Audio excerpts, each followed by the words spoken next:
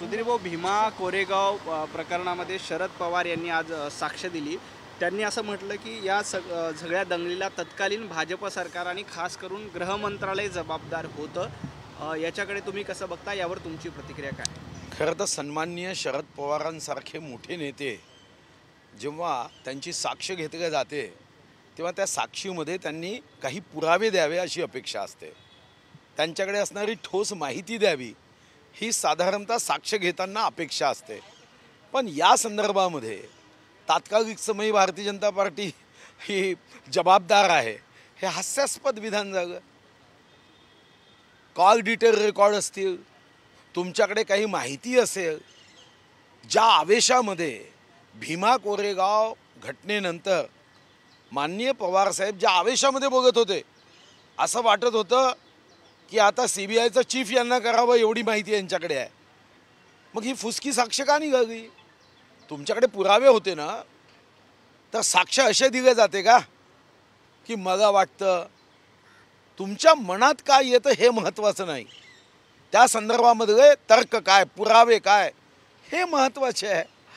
इतक्या मोठ्या पदावर असणारे नेते जर अशा पद्धतीने जर उद्या साक्ष द्यायला लागले तर हा आदर्श काही योग्य होऊ शकत नाही. आरोप हे राजकारणाच्या पलीकडे जाऊन करताना आपल्याकडे काहीतरी पुरावे असल्याशिवाय करू नये हे मोठ्या पदावर असणाऱ्या व्यक्तीकडून अपेक्षा आहे. बाकी छोटे मोठे नेते काय म्हणतात याला अर्थ नसतो, पण या पदावर असणाऱ्या व्यक्तीकडून तरी संवैधानिक पद्धतीने अशी साक्ष हे गैर आहे. सुरुवातीला संभाजी भिडे गुरुजी यांचंही नाव या सगळ्या प्रकरणात घेण्यात आलं आणि त्याच्यानंतर आता क्लीन चिट दिली अशी माहिती येते. मग हिंदुत्ववाद्यांवर खापर फोडलं सुरुवातीला असं वाटतं तुम्हाला या सगळ्या प्रकरणामध्ये? अशा अनेक केसेस आहे आपल्याला या देशामधल्या अनेक केसेसमध्ये. हा तात्कालिक समयी जेव्हा काँग्रेसचं सरकार होतं तेव्हा हे आपणही अनुभवलं. सन्माननीय उद्धव साहेब आज मुख्यमंत्री आहे, राष्ट्रवादीच्या मांडीला मांडी घालून बसलेत. उद्धवजींनी सुद्धा या अगोदर एका केसमध्ये पोलीस अधिकाऱ्यांवर या संदर्भामध्ये दोष व्यक्त करत कशा पद्धतीने हिंदुत्वाच्या संदर्भामध्ये हे वागतात यावर टीका केली आहे. राष्ट्रवादीवर टीका केली आहे. साध्वी प्रज्ञाच्या केसमध्ये आपण उद्धवजींचे या संदर्भातले संदर्भ काढून बघू शकता. संदर्भ वाचा. त्यांनी अतिशय तिखट टीका केली की राष्ट्रवादी आणि काँग्रेसचे षडयंत्र आहे. या षडयंत्रामध्ये हिंदुत्ववादी शक्ती, हिंदुत्वाच्या माध्यमातून देशभक्तीची भावना जनाजनाच्या मनामनापर्यंत पोचवणाऱ्या लोकांना आपण बदनाम करायचं आणि एका विशिष्ट धर्माचं तुष्टीकरण करायचं, त्यांना खुश राहता यावं, त्यांना खुशी वाटावी असं वक्तव्य करावं असं केलं जायचं. हे मी म्हणत नाही, हे उद्धवजी म्हणायचे. तत्कालीन गृह खातं त्यांच्याकडे होतं ते आणि पोलीस यांनाही त्यांनी या सगळ्या प्रकरणाला जबाबदार धरले. आता पोलिसांना जबाबदार धरताना आम्ही जेव्हा पोलिसांच्या संदर्भात एखादं वाक्य वापरलं, पोलिसांवर टीका केली, तर हे जमिनीपासून 6 इंच वरती येतात आणि सांगतात की पोलिसांना बदनाम करत आहात, महाराष्ट्राला बदनाम करत आहात. अरे तेच पोलीस आहे ना, अजून रिटायर्डही व्हायचे आहे. आता मात्र पोलीस वाईट आहे कारण ते भीमा कोरेगाव आहे, त्याचा संबंध मताशी असतो. भाऊ, आणखी एक प्रश्न. जोपर्यंत राज ठाकरे उत्तर भारतीयांची माफी मागत नाही तोपर्यंत आम्ही त्यांना अयोध्येत पाय ठेवू देणार नाही, अशा पद्धतीची भूमिका भाजपचे खासदार ब्रिजभूषण सिंह यांनी घेतलेली आहे. यावर तुमची काय प्रतिक्रिया? नाही, अशी भूमिका घेण्याची आवश्यकताच नाही, कारण त्यांनी हिंदुत्वाची भूमिका राज ठाकरे साहेबांनी घेतलेली आहे. आणि हिंदुत्व या शब्दामध्ये सर्व जाती पाती पंथ धर्म आलेच, पण प्रत्येक भारतीय या शब्दामध्ये येतो. हिंदुत्व याचा अर्थ सहिष्णुता आहे. हिंदुत्व याचा अर्थ जियोवर जिने दो आहे. हिंदुत्वाचा अर्थ प्रेम की गंगा बहाते चलो. आणि म्हणून तुम्ही बघितलं असेल, कधी हिंदूंनी आक्रमण केलं का? कोणती मस्जिद तोडली का? कधी दंगे भडकवण्याचं काम केलं का?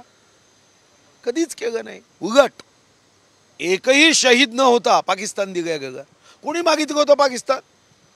कोणी स्वप्नात पाकिस्तान मागितलं होतं? पाकिस्तानसाठी हजारो लाखो शहीदांनी प्राणाची आहुती थोडी दिली होती.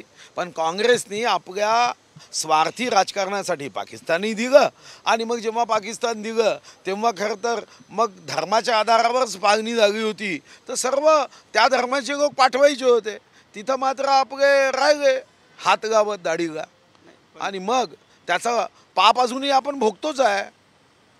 नाही, पण राज ठाकरेंनी उत्तर भारतीयांबद्दल जी भूमिका घेतली होती, म्हणजे उत्तर भारतीयांना वेगवेगळ्या प्रकरणामध्ये झालेला त्रास वगैरे असेल, या सगळ्या प्रकरणात राज ठाकरेंनी माफी मागावं असं जर का भाजपचे खासदार म्हणत असतील तर नाही, त्यांनी कोणत्या पार्श्वभूमीवर म्हणतं का मला माहीत नाही, पण जेव्हा भूमिका बदलली याचाच अर्थ मतपरिवर्तन हा एक त्यामधला मोठा भाग असतो. माफी याचा अर्थ काय? माफी शब्द याचा अर्थ जेव्हा तुम्ही मतपरिवर्तन करता तेव्हा जुन्या गोष्टीबद्दल तुमच्या मनात कुठेतरी खंत आहे, जुनी गोष्ट ही अयोग्य होती, ही तुमच्या मनातली भावना, हीच आपण जेव्हा त्या विषयापेक्षा मोठ्या मनाने हिंदुत्वाची भाषा करतो तेव्हा सारा देश एक आहे, ही त्यामागची भावना आहे. या मतपरिवर्तनाचं स्वागत केलं पाहिजे युपी मधल्या सगळ्या भाजपच्या खासदारांनी किंवा युपी मधल्या लोकांनी, कारण ते अयोध्येत जात आहेत. यूपीमध्ये जेव्हा अयोध्येला जाताना खरं तर मला माहीत नाही, एखादा मुस्लिम धर्मीयही जात असेल तर त्याचं स्वागतच केलं जातं. शिवाय प्रभू राम याचा अर्थच काय हो? दशरथ याचा अर्थ काम, क्रोध, मदमत्सर आमचे 5 इंद्रिय याच्यावर जो नियंत्रण ठेवतो, तिथं कौशल्याची परिस्थिती निर्माण होते, अयुद्धाची परिस्थिती निर्माण होते, तिथं राम जन्मतो. तिथं अशा पद्धतीने अयोध्येला येताना एखादा व्यक्ती तिथं येताना मनामधल्या साऱ्या भावना, द्वेष, ईर्ष्या बाजूला ठेवून प्रभू रामाच्या चरणी आपण खरं तर जाऊन प्रार्थना करतो की मला शक्ती दे. तर यामध्ये हा प्रश्न उपस्थित होत नाही. भारतीय जनता पार्टीच्या खासदारांनी या संदर्भात कशी आणि काय भूमिका घेतली मला माहीत नाही, पण ही भूमिका घेताना त्यांची भावना काय असेल हे जेव्हा समजता येईल. पण आज तरी त्यांनी ही भावना दूर केली आहे. राज ठाकरे यांची ही हिंदुत्ववादाची भूमिका आणि गेल्या काही दिवसापासून भाजप आणि मनसेची तशी समांतर चाललेली भूमिका, येणाऱ्या महापालिका निवडणुकीच्या दृष्टीनं भाजप आणि मनसे यांची अशी काही युती होईल असं वाटतं तुम्हाला? नाही. कारण काय म्हणजे? नाही, कारण साधा आहे. आत्ता हा प्रश्नच उपस्थित होत नाही, असा कोणताही प्रस्ताव नाही, त्यांच्याकडूनही नाही, आमच्या इकडून नाही. जेव्हा प्रस्तावच नाही तेव्हा अशा पद्धतीने आमची युती होईल का या प्रश्नाचं उत्तर या क्षणी नाही हेच आहे. रावसाहेब दानवे यांनी जालन्यामध्ये एक असं वक्तव्य केलं की भविष्यामध्ये ब्राह्मण मुख्यमंत्री होईल, देवेंद्र फडणवीस यांना उद्देशूनच ते वक्तव्य होतं. त्याच्यावर अजित पवार यांनी टीका केली आहे की कुठल्या तरी जातीचा मुख्यमंत्री व्हावा ही अपेक्षा बाळगणं चूक आहे. 145 आकडा असेल तर हरकत नाही. तुम्ही कसं बघताय? नाही, मी या भूमिकेशी सहमत आहे की शेवटी मुख्यमंत्री असताना होताना जात ही तर कोणाच्या हातात नाही आहे. कोण्या आईवडिलांच्या पोटी जन्म घ्यावा याचं काही आपण ऑनलाईन रजिस्ट्रेशन तर करत नाही. महाराष्ट्राचा मुख्यमंत्री हाच एक धर्म आहे. तिथं जात, पंथ, धर्म हे महत्त्वाचेच नाही. समता, ममता, बंधुत्व, सेवा, जनसेवा, जनतेच्या कल्याणासाठी कार्य करणं हीच त्याची जात आणि धर्म आहे. आणि म्हणून कोणत्या जातीचा मुख्यमंत्री व्हावा, आपण बघितलं असेल अनेक छोटे मोठे सडकछाप नेते जातीच्या आधारावर राजकारण करतात. कधी तुम्ही बघितलं का? विश्वगौरव, देशगौरव, गरीबों के मसीहा नरेंद्र मोदींनी मी ओबीसी आहे असं सांगताना कधी बघितलं? मी ओबीसी आहे असा भाव कधी व्यक्त करताना बघितलं? नाही. मैं भारत माता का सपूत हूँ, ये सारे 125 करोड़ जनता मेरा परिवार है, ये मेरे रिश्तेदार है, ही भावना आहे. मला वाटतं की ज्यांना मुख्यमंत्री, पंतप्रधान या पदाच्यापर्यंत पोचायचं असतं त्यांचं मन हे विशाल असलं पाहिजे, त्यांचं अंतःकरण विशाल असलं पाहिजे. जातीमध्ये गुंतून जाता कामा नये आणि जातीमध्ये गुंतणारे नेते हे इतरांना कधीच न्याय देऊ शकत नाही. भोंग्यांचा विषय आल्यानंतर आता ज्या आपल्या मंदिरावरचे जे भोगे आहेत त्यामध्ये आरत्या होतात त्या देखील आता बंद होतात. शिर्डीमध्ये देखील तसंच झालं तर याचा फटका बसतो.